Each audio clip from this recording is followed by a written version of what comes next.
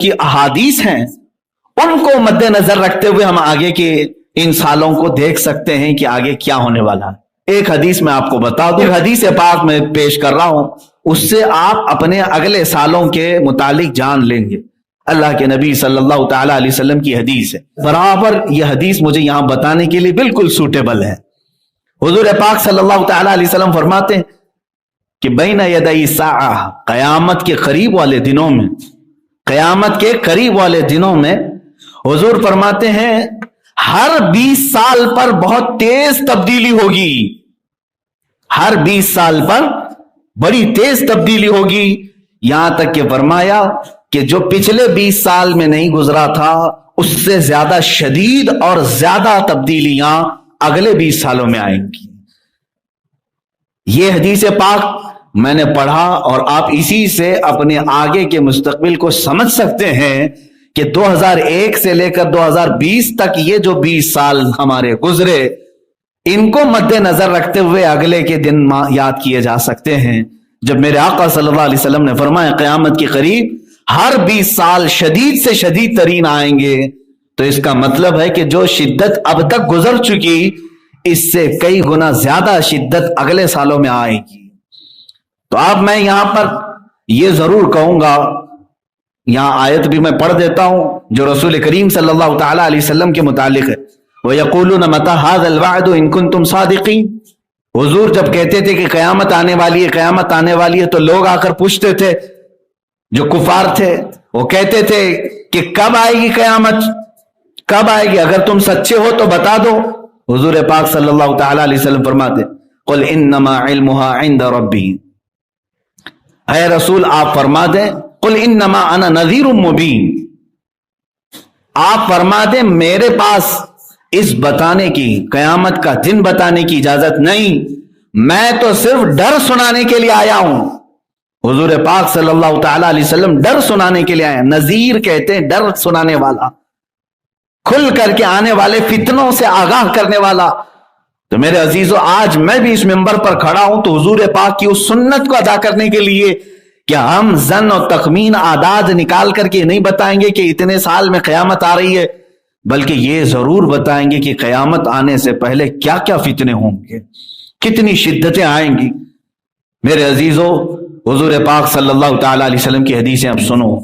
अल्लाह के नबी सल्लल्लाहु तआला अलैहि वसल्लम इरशाद फरमाते हैं कयामत के करीब हरज बढ़ जाएगा, हरज बढ़ जाएगा, हरज बढ़ जाएगा। सहाबा ने पूछा या रसूल अल्लाह सल्लल्लाहु अलैहि वसल्लम वमल हरज, ये हरज क्या चीज है? रसूल करीम सल्लल्लाहु तआला अलैहि वसल्लम फरमाते हैं कत्ल गारत, इसको हरज कहते हैं, कत्ल गारत बहुत होगी। तो सहाबा ने पूछा ऐ रसूल पाक सल्लल्लाहु तआला अलैहि वसल्लम आज कौन सी कम है? उस वक्त भी जंगें इतनी होती थी, मक्का वाले, मदीने वाले, दूसरे कबाइल जो लड़ते थे। सहाबा ने कहा आज जिस तरह कुफार और मुशरिकीन मुसलमानों के साथ मुठभेड़ होती है, जंगें होती है, कत्ल तो बहुत होते हैं, क्या इससे भी ज्यादा कत्ल होगा? हुजूर पाक सल्लल्लाहु अलैहि वसल्लम ने अब जो बयान फरमाया वो काबिल तवज्जो है मेरे अजीजों। फरमाते मेरे आका इस कत्ल की बात नहीं कर रहा हूं जो आज हो रहा है जंगों में, बल्कि हुजूर फरमाते हैं भाई अपने भाई को कत्ल करेगा, बेटा अपने दादा और बाप को कत्ल करेगा, अपने चचेरे भाइयों का कत्ल करेगा, इसको हरज हुजूर फरमाते हैं। यह कत्ल कसरत से बढ़ जाएगा, आपसी कत्ल। यहां तक कि हुजूर अकरम सल्लल्लाहु तआला अलैहि वसल्लम फरमाते हैं एक जमाना वो तुम देखोगे कि लोग भूखे बर्तन पर जिस तरह झपटते हैं वो अपने ही भाइयों की गर्दन की प्यास बुझाने के लिए उनके ऊपर तलवारें सौंप लेंगे, एक दूसरे के कत्ल पर आमादा हो जाएंगे। इसको मेरे आका सल्लल्लाहु अलैहि वसल्लम ने फरमाया यह हरज है और यह बढ़ जाएगा क़यामत के करीब, बहुत तेजी से बढ़ेगा। और एक मलहमतुल कुबरा के मुतालिक हदीस मिलती है कि तुम देखोगे मेरी उम्मत में कत्ल इतना बढ़ जाएगा कि अगर 100 लोग होंगे 99 कत्ल हो जाएंगे, एक बचेगा। इतनी तेजी से यह कत्ल और गारत का सिलसिला शुरू हो जाएगा। अजीजा ने गिरामी वक़ार, कहीं वो इन आने वाले सालों के मुतालिक ही तो नहीं बताया गया था जो हदीस पाक में बशारत दी गई है, यह अगले आने वाले 20 साल तो नहीं है। इसलिए कि हालात पूरी दुनिया की सियासत के बदलते हुए तेजी से हमें नजर आ रहे हैं, ایک ایک سال کے اندر بہت تیزی سے تبدیلیاں آ رہی. آج دنیا نے جس طرح سے ہمارے سامنے ایک تصویر کھینچی ہے, اس کو دیکھ کر کے ہم سب مسلمانوں کو چاہیے کہ اپنے نبی کونین صلی اللہ تعالی علیہ وسلم کی احادیث کو پڑھیں. اس زمانے کے بارے میں میرے آقا نے کیا کیا بیان کیا ہے. اور ایک حدیث میں پڑھا, آج ہی کی بات میں بتا رہا ہوں, میرے مطالعے میں یہ حدیث پہلے نہیں تھی, میں نے آج پڑھا, ہو بہو اسی زمانے کے لیے ہے.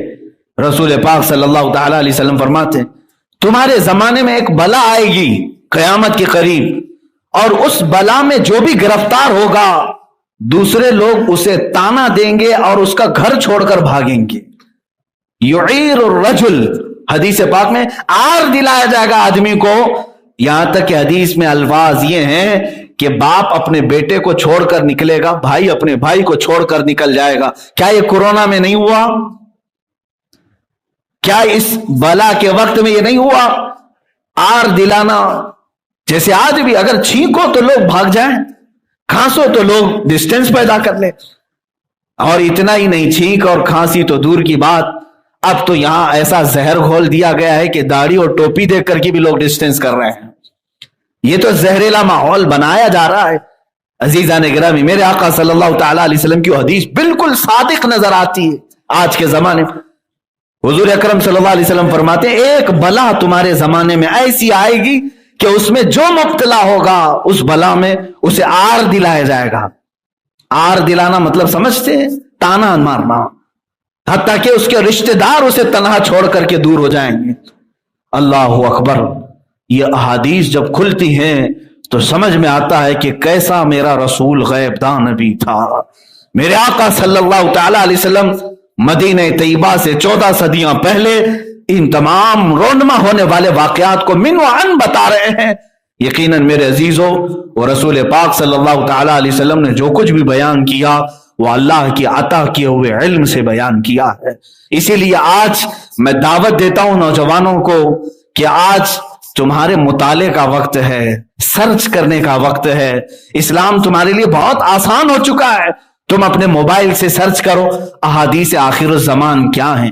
کم سے کم اتنا تو پڑھ لو کہ قیامت کے قریب ہونے والے واقعات کے بارے میں میرے آقا نے کیا کیا بیان کیا, صرف اس لیے کہ دنیا کی واحد قوم آپ ہیں جن کو آنے والے حالات کے بارے میں سچے رسول نے پورا پورا بیان کر دیا.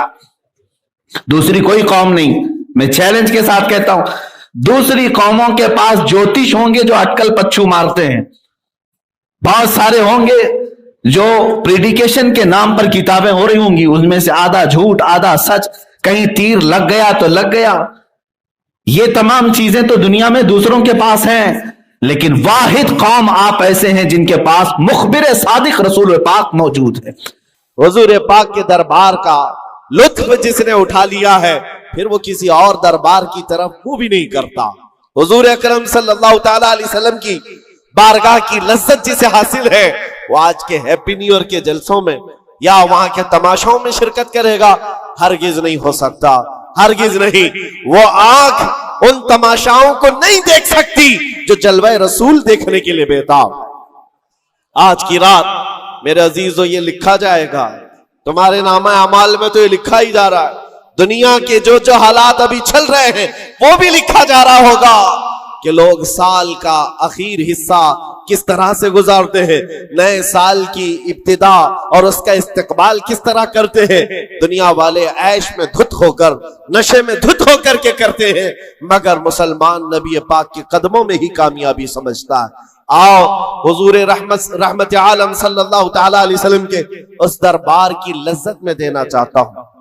اسی لیے اس بات پر میں بار بار توجہ دے رہا ہوں, پھر کے گلی گلی تباہ, ٹھوکریں سب کی کھائی کیوں. کب تک ٹھوکریں کھاؤ گے اے نوجوانوں؟ کب تک اس کی گلی میں اس کی گلی میں کہاں کہاں مانگو گے, کہاں کہاں کس سے بات کرو گے؟ ایک گلی کی طرف آ جاؤ جو ہر گلی سے آزاد کرتی ہے. دوسروں کے منگتا بننے سے بہتر ہے آمینہ کے لال کے منگتا بن جائے. اس نبی پاک کی غلامی جو 1000 آزادیوں سے افضل ہے. سیدنا بلال حبشی رضی اللہ تعالی, وہ جانثار رسول, دامن رسول میں جیسی آ گیا. جانتے ہو حضرت بلال حبشی رضی اللہ تعالی کئی سالوں تک زخم اٹھائے, اور بچہ بچہ ان کے متعلق جانتا ہے.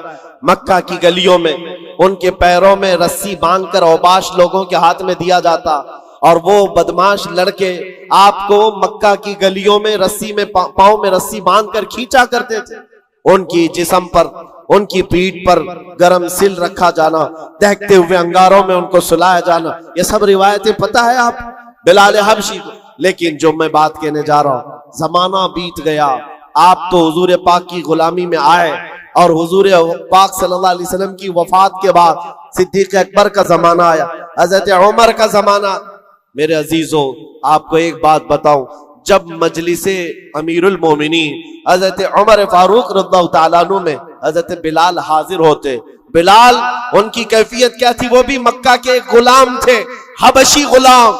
حبشی غلام اس وقت مکہ میں حقارت سے دیکھتے تھے لوگ, کالے رنگ کا ہوتا ہے, چوڑی ناک کا ہوتا ہے. لیکن سیدنا بلال حبشی کی بات یہ ہے, امیر المومنین عمر بن خطاب جس کے رعب و دبدبے کا حال یہ ہے قیصر و کسریٰ کی فوجیں تھر تھر کانپتی ہو, وہ امیر المومنین جس کے بو سے, جس کی صرف اور صرف ہوا سے, جس کی خوشبو سے شیطان راستہ بدل لیتا ہو.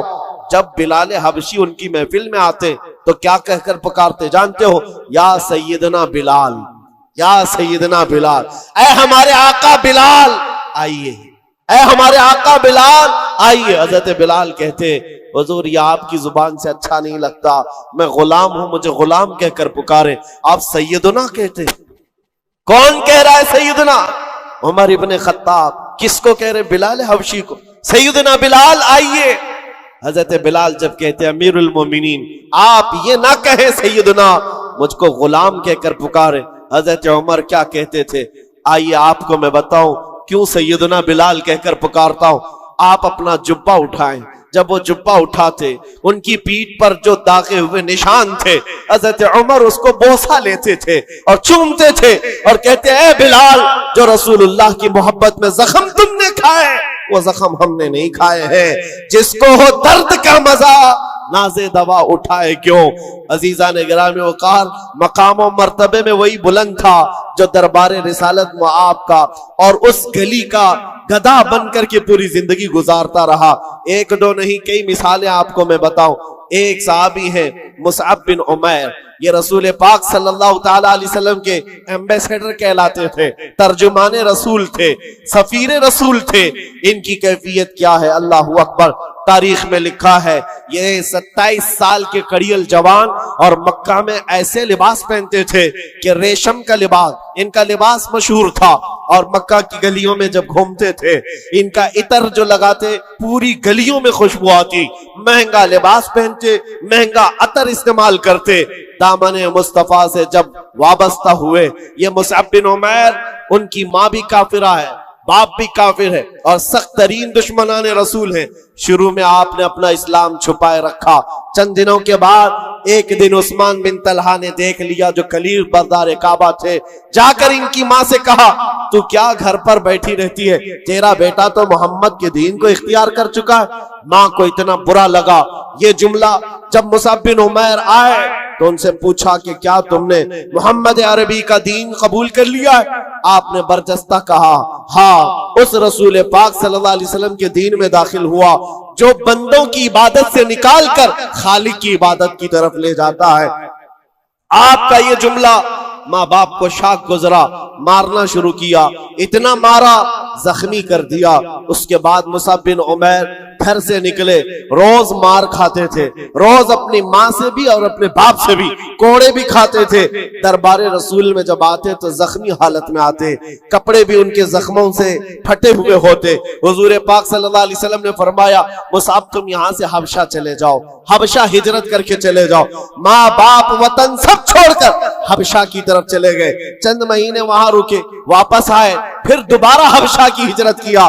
نبی کریم صلی اللہ تعالی علیہ وسلم کا یہ جانثار ہجرت پر ہجرت کرتا رہا. ایک وقت ایسا آیا تھا کہ نبی پاک صلی اللہ تعالی علیہ وسلم نے مدینے ہجرت کرنے سے پہلے अपना सफीर बनाकर किसी को भेजा था तो मुसअब बिन उमैर थे। मदीने आए थे, गली गली में जाते थे, घर घर को खटखटाते थे। एक साल के अंदर 73 सहाबा को मदीने के वो हुजूर के पाक की बारगाह में लाकर गुलाम बना दिया था।